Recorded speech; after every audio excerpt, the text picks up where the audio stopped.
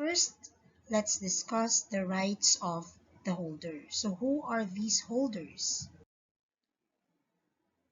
Under the negotiable instruments law, we have three holders. So we have the simple holder under section 51, holder for value, section 26. We have discussed section 26 already. And we have a holder in due course, that is section 52 and section 58. So we have made mention holder in due course before in our first few topics in NIL. Now, we will discuss each of the holders. So we have the simple holder, the holder for value, and the holder in due course. Section 51 pertains to a simple holder. So under section 51, we have here the right of a holder. So the holder of a negotiable instrument may sue thereon in his own name, and payment to him in due course discharges the instrument. So we have here a person who is in possession of a negotiable instrument because of a valid negotiation. Then he will immediately have these rights provided under section 51, the right to sue and the right to receive payment. So again, the holder being defined under section 51 is a simple holder. We will discuss later the rights of a holder based on section 51 and section 30. Okay? The second type of a holder is a holder for value. Again, we have discussed in detail holder for value in our previous meeting. So, section 26, when you say holder for value as a review, meaning you're in possession of a negotiable instrument because you parted with a valuable consideration for it. That's why you are considered as a holder for value. How about holder in due course? Holder in due course, we have section 52 and section 58. So what we have discussed before is just section 52.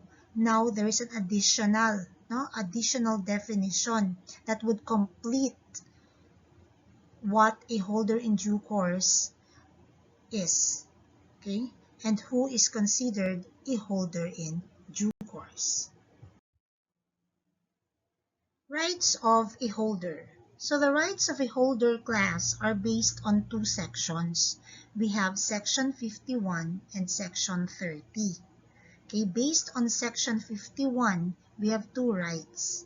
As mentioned kanina, the right to sue on the instrument in his own name and the right to be paid, and payment to him in due course discharges the instrument. Again, section 51 pertains to a simple holder.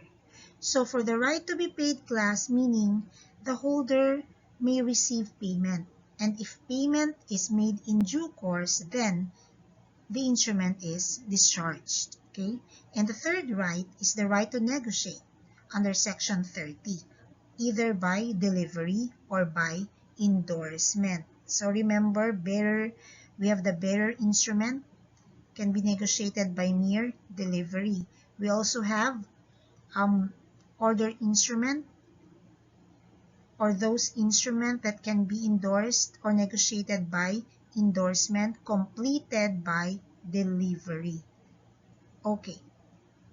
So again, the rights of a holder in general are these three. So he may sue on the instrument, the right to sue, then the right to be paid, and the right to negotiate. You compare these rights with the rights of the transferee because of a restrictive endorsement. So please remember, katong-atong na-discuss before in our previous meeting, what is restrictive endorsement all about? Section 52.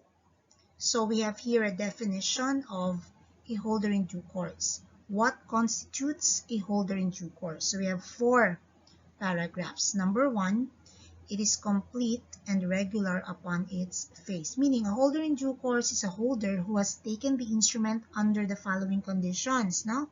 Number one is that it is complete and regular upon its face. So remember section 14, incomplete and delivered. Okay? When it reaches the holder in due course and it was already complete, the presumption is that it is valid and effectual for all purposes.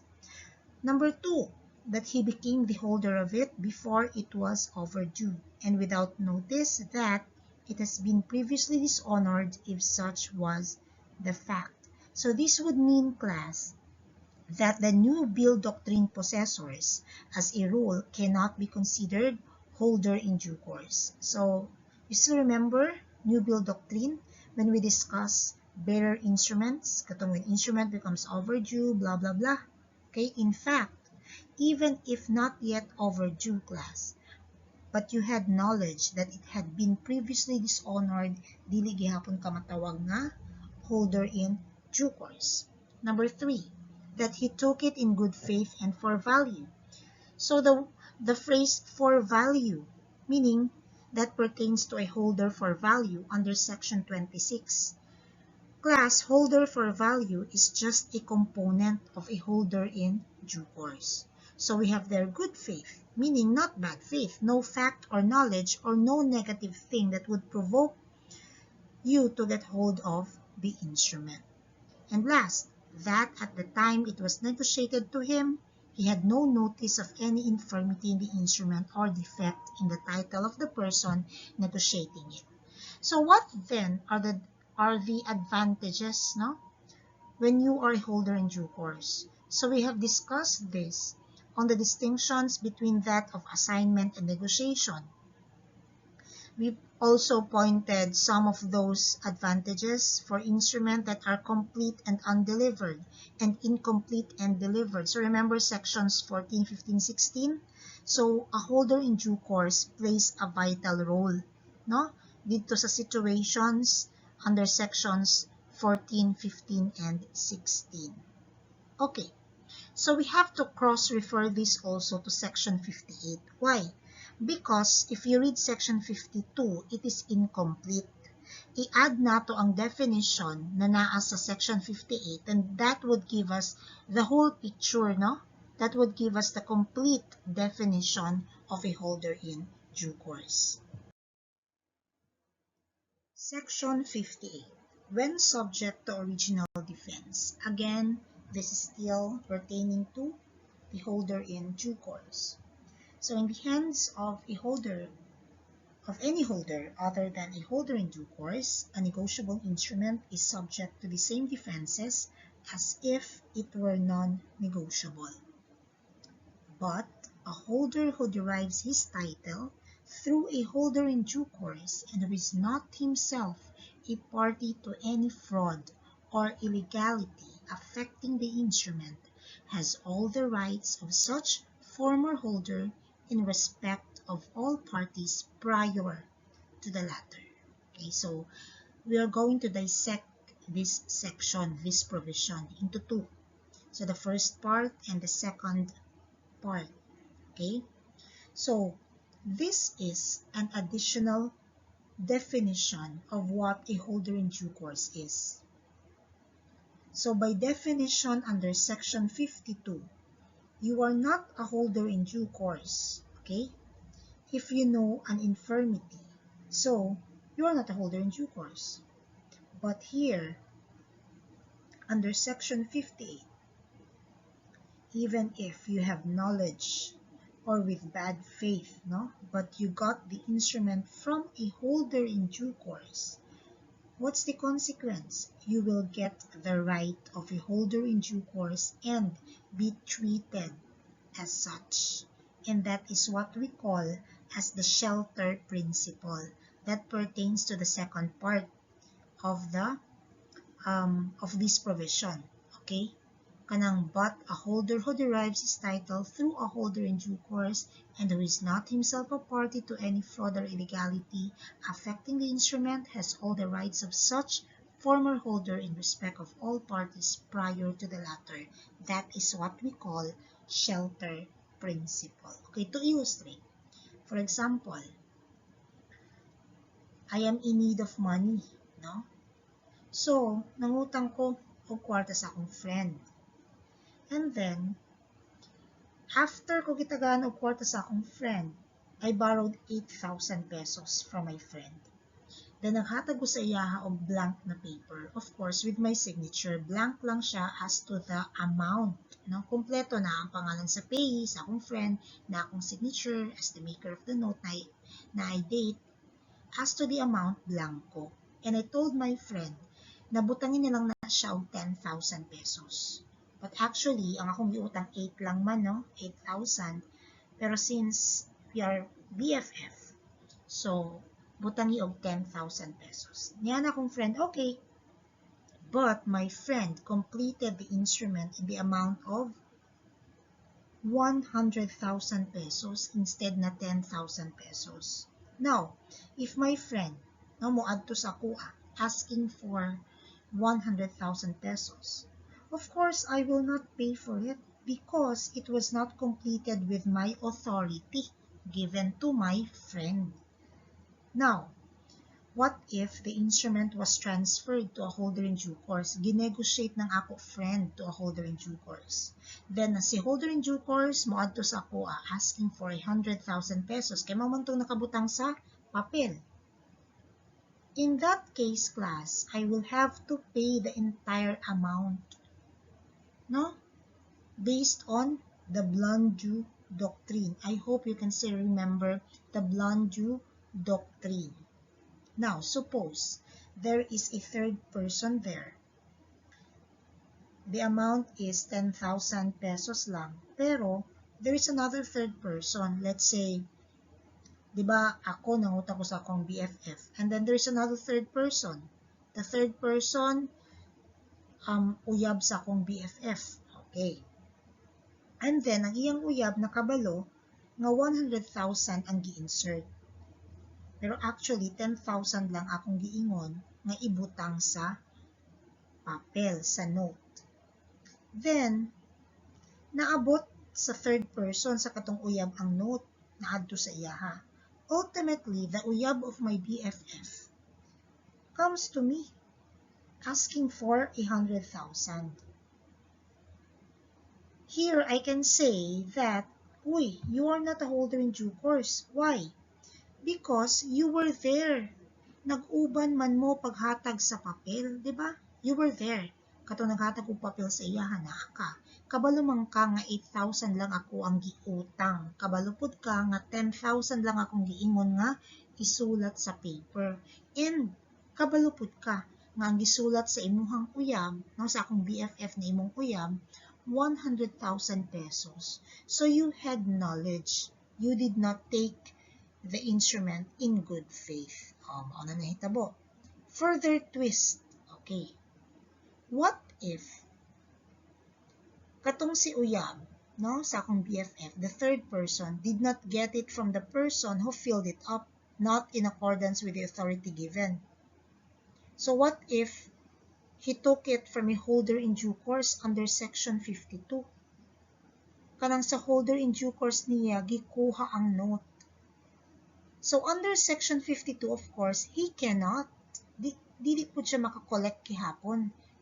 Why? Because he had knowledge of the infirmity, and he did not take the note in good faith. But, under Section 58, the answer is yes. Why? Because of the shelter principle. Okay, because of the shelter principle, if you are not a holder in due course, but you are not a party to any fraud, you can hide under the cover of a holder in due course, and you will be considered yourself as a holder in due course because of that shelter principle. So again, holder in due course is not just Section 52, but also includes Section 58. So those who did not qualify under Section 52 can be a holder in due course under Section 58. Okay? So class, ang definition ng holder in due course is also overemphasized in section 59. Who is deemed holder in due course? Section 59.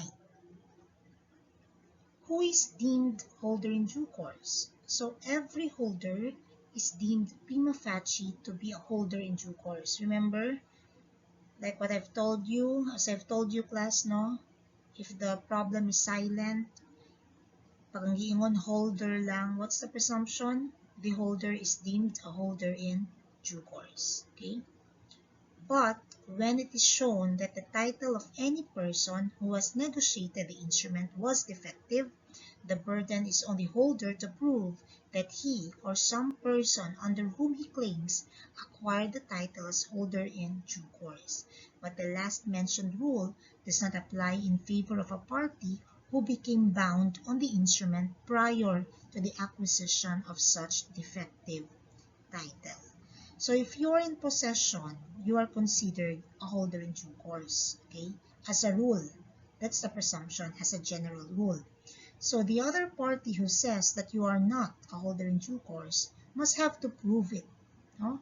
Must have to prove that you are not. Kasi ang presumption nga, the rebuttable presumption is that you are a holder in due course. However, if it is really proven that you did not fill it up in accordance with the authority given, then the burden is being shifted. Say mo, ha? What will you prove then? So burden is on the holder to prove that he or some person under whom he claims acquired the title as a holder in due course. So there are two options. You prove that you are a holder in due course under section 52, or you prove that some person under whom you claim acquired the title as holder in due course. That is under section 58, the shelter principle.